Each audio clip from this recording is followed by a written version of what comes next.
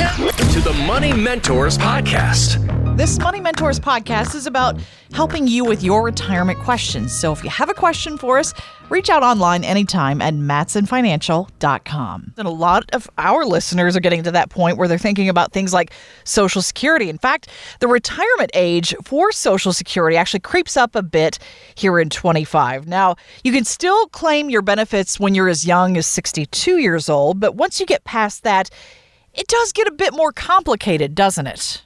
It does. I mean, there are so many things when it comes to Social Security, when you should take it, and how that not only affects you, but if you are married, what does that mean for your spouse in a future state? So when we look at this, the full retirement age, now anybody past 1960 for that date of birth year, your full retirement age is 67. So yes, there's a lot when it comes to Social Security. You mentioned, yes, as young as 62, but what does that mean for all those other years, and especially leading up to your full retirement age? If you're born in 1960 or after, your full retirement age is actually 67.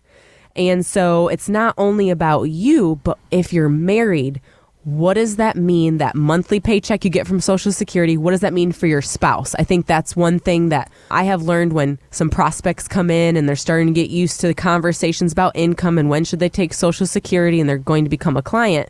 They learn, oh, it's more about, yes, me, but also my spouse. In the event something happens to me, I want to make sure they're taken care of too. So what does that look like for them? Right. We have to take a look and evaluate all of your options. And Social Security is one of those things that has changed several times fundamentally going back to the early 90s. So, how much of it is taxed, how much of it is factored into your provisional income. And also, like Laura was talking about, the full retirement age depends on when you were born. So it changes mainly from 1943 to 1954. If you were born in those years, your full retirement age is 66. If your birth date was 1955, it goes up every 2 months. So in 55, it's 66 and 2 months. In 56, it's 66 and 4 months, and so on and so forth until you get to 60, where it's 67 years old. So a lot of different filing options have come and gone by the wayside. So this is where it's good to have a plan around what to do with your Social Security, and more importantly, what are your options based on the amounts that you've earned. Mm-hmm. And we found that clients will go to the Social Security office and ask them for help and questions, and they don't get the guidance, right? They're there to just say, you tell me what you want to do, I'll sign you up, and boom, done. Yeah. So that's why it's really important to have that strategy like Gerald's talking about, because this is your income and taxes do come into play. Mm-hmm. So that's a huge piece, especially if you're still working, you're going to turn on Social Security. Well, now is up to 85% of that taxed? That's a question you should be asking.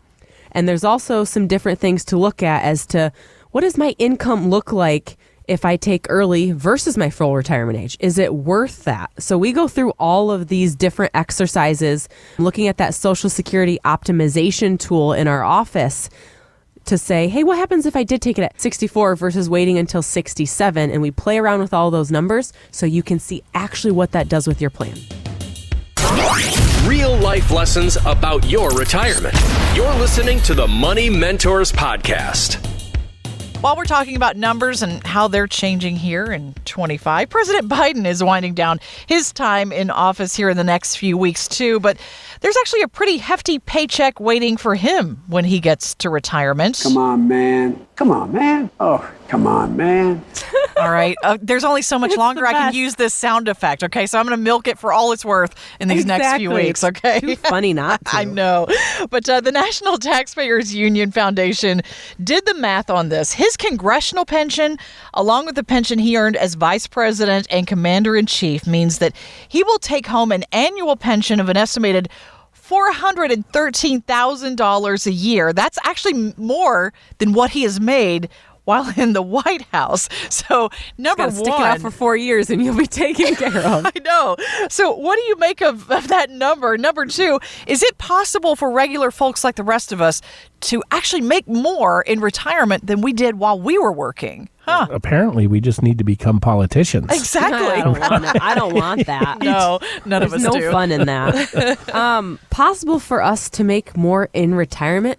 Absolutely. Yeah. That's one of our primary goals. I don't want any of my clients to retire and have less money than when they were working, because you've adapted your lifestyle based off your income. Now, if you choose less money because, hey, you're doing everything you wanted and you don't need as great. I just don't want to create a plan that forces my clients to take less money because there's not enough there to do what they want. Then, okay, we have to rework the plan or rework the budget or be realistic about some of these goals. So that's where we're taking into consideration everything we're looking at that goes into that income. Like Laura was talking, Social Security, that's a piece of it, right? Mm-hmm.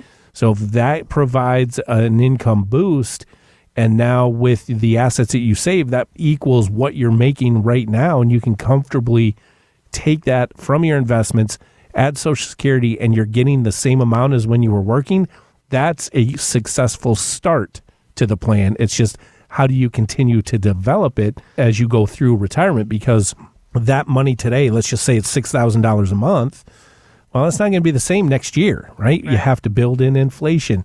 You have to get growth, because if you retire at 65, you could live to be 80 or you could live to be 105. So we need to get Grandma's at 100. Let me remind y'all. We need to get growth. We got to have stability. We don't need to chase a return.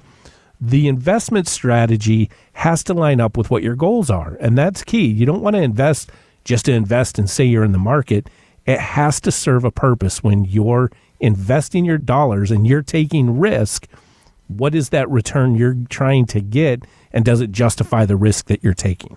And I think, too, when it comes to all of this talk about, hey, what does my nest egg look like? And it looks good on paper. I've got $1 million. That's kind of what I wanted to save up for before I even have a conversation with somebody.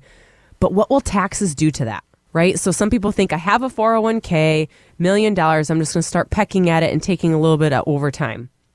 Okay, well, what tax bracket are you going to be in? And then also forward thinking, when required minimum distributions become a thing when you're 73, as it sits right now, what does that required minimum distribution amount look like? Do you need that money to consume, or now are you just paying taxes on it for taxes' sake?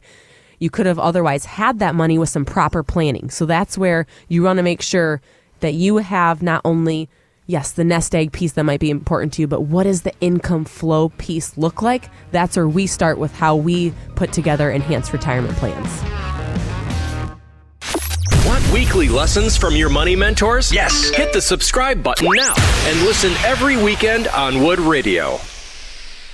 The opinions expressed in this program are for general informational purposes only and are not intended to provide specific advice or recommendations for any individual or on any specific security. To determine which investments may be appropriate for you, consult your financial advisor prior to investing. Any past performance discussed during this program is no guarantee of future results. Fee-based financial planning and investment services are offered by Matson Financial Services, LLC, an SEC-registered investment advisor. Insurance products and services offered through Lakeview Financial Group, LLC, Matson Financial Services, LLC, and Lakeview Financial Group are affiliated. To find out if Matson Financial Services is licensed in your state, please call 800-536-8907.